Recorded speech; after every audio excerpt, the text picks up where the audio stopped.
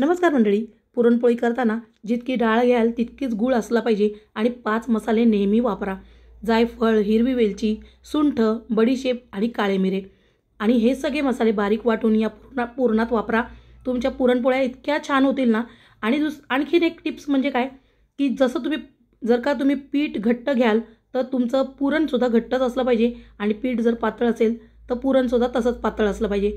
पोळी लाटताना दोन्ही बाजूने लाटायच्या आलटून पालटून, तरच तुमची पोळी छान होईल. नाहीतर काय होतं, खालची किंवा वरची लेअर आहे ना जाड होते आणि पुरण खायला चांगलं लागत नाही, म्हणजे पुरणपोळी. तर अशी पुरणपोळी करा. मला खूप रिक्वेस्ट होती म्हणून मी हे सांगितलं आहे. नाही खरं तर लाँग व्हिडिओ मी काल सांगितलं की मी संध्याकाळी लाँग व्हिडिओ नक्की येईल. पण काय होतं ना, मी अर्धी व्हिडिओ पूर्वाच्या फोनने रेकॉर्ड करते आणि मग अर्धी माझ्या.